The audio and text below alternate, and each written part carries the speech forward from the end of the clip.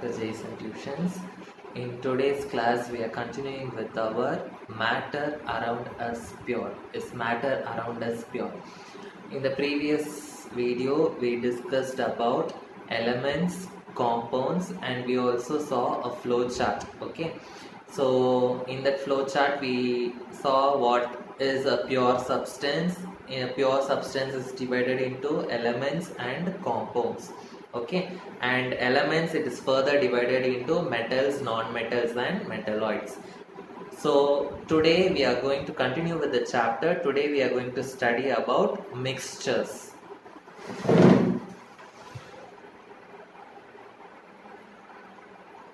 Mixtures. So what are mixtures? So elements means it is the simplest substance, it cannot be broken down. Compound means two or more elements will combine together to form a compound. Okay, so when mixture means when you mix many elements or when you mix many compounds together, it is called as a mixture. So mixture, it is a substance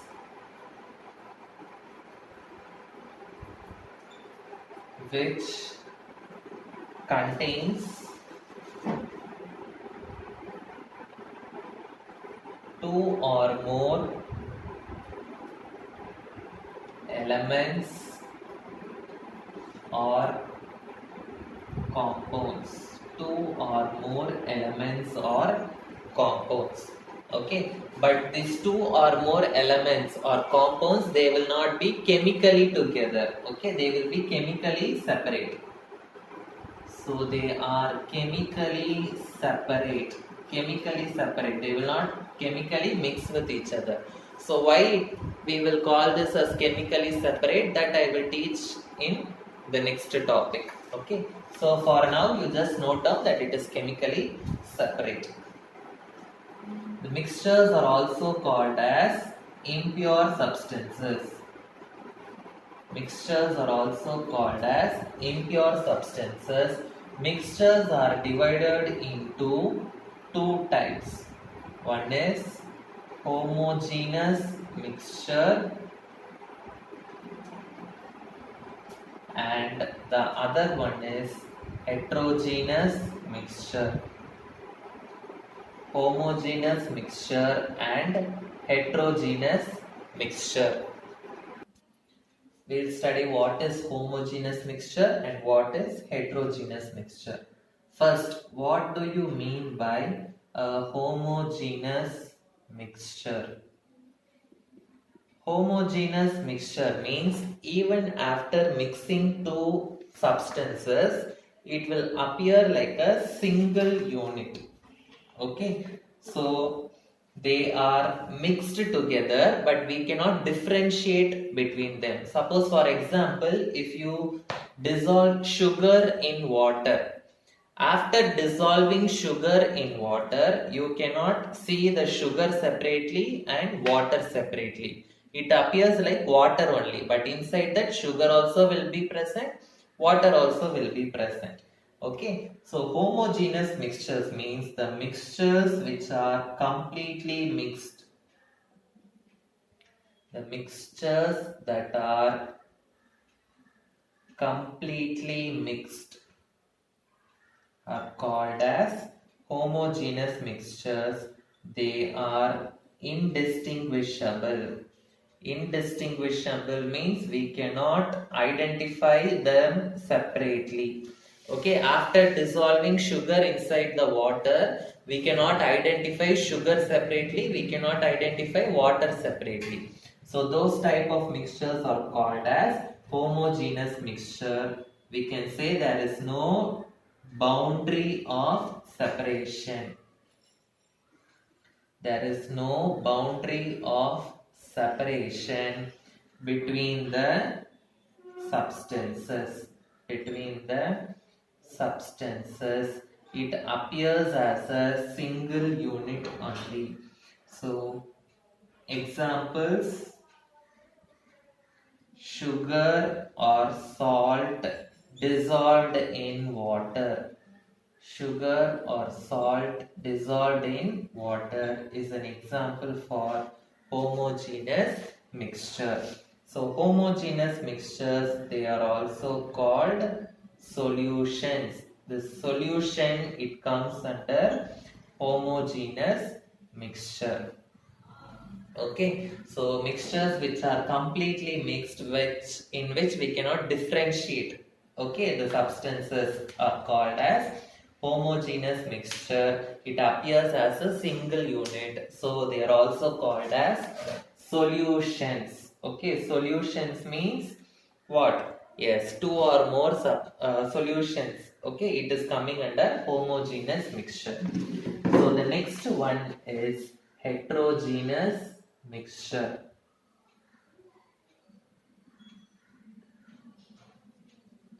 Heterogeneous mixture means it is a mixture where the substances are not completely mixed. Okay, so the substances are not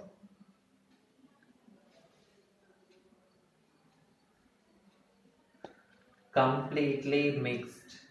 For example, if you mix sand and water, sand will not completely mix in the water. Or if you take a fruit juice, okay, the fruit is not completely mixed in the water.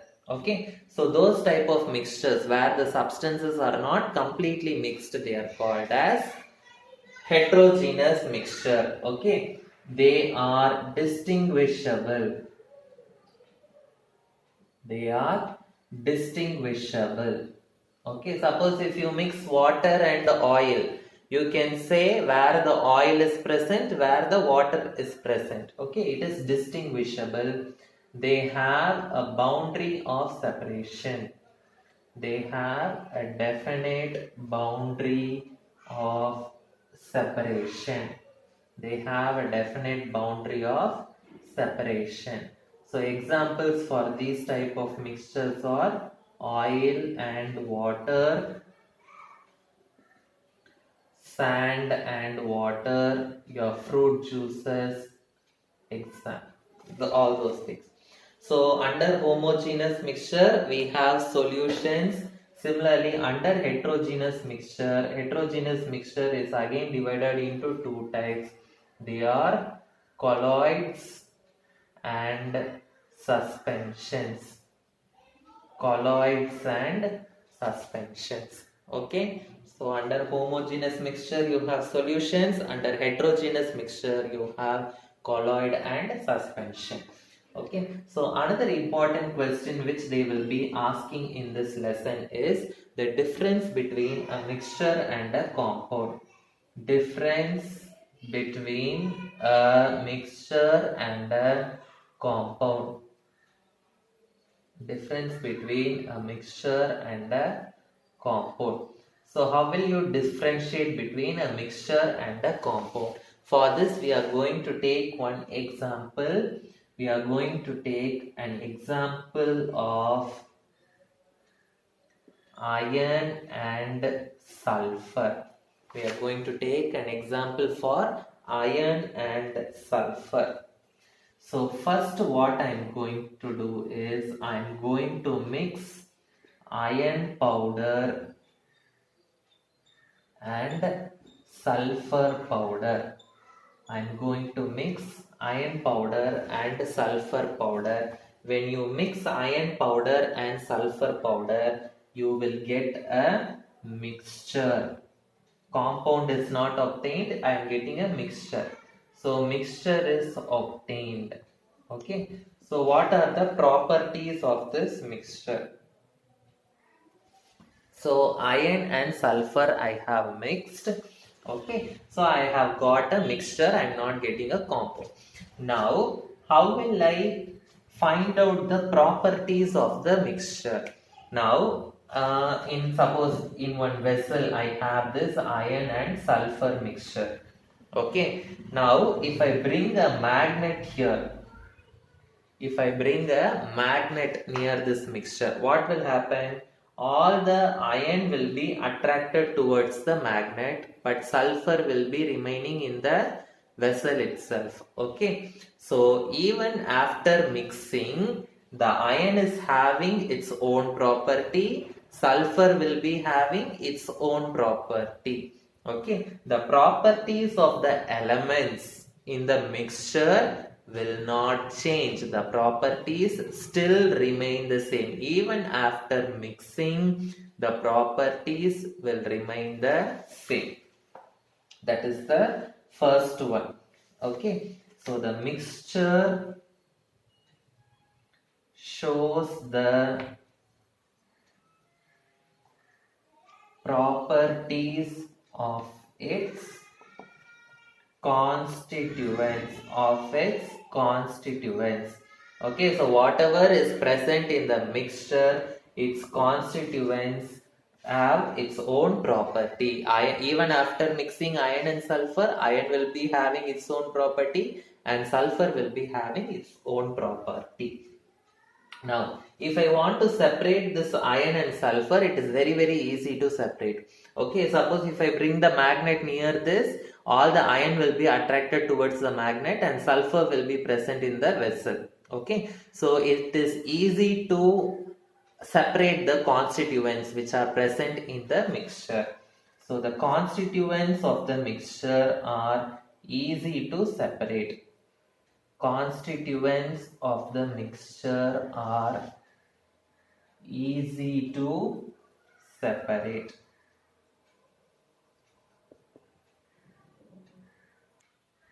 When you mix two substances, there is no energy which is absorbed or no energy which is released. Okay, so no energy is absorbed or released.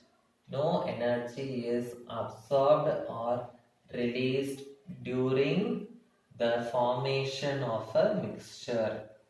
During the formation of a mixture.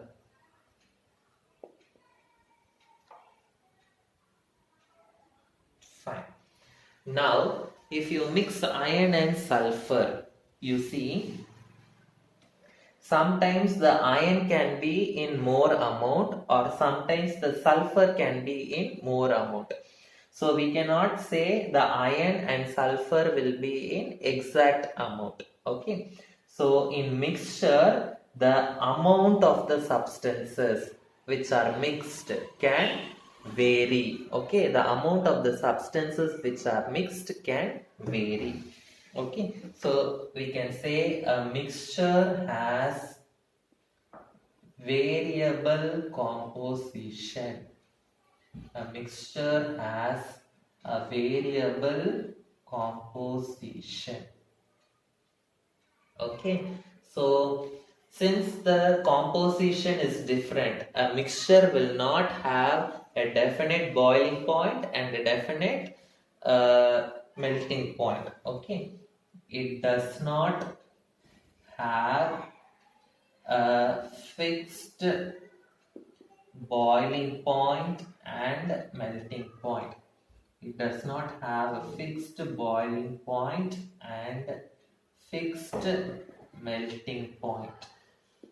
Okay, so these are some of the properties of the mixtures. Okay, now I am going to, with iron and sulfur, I formed the mixture and I studied the properties of the mixture.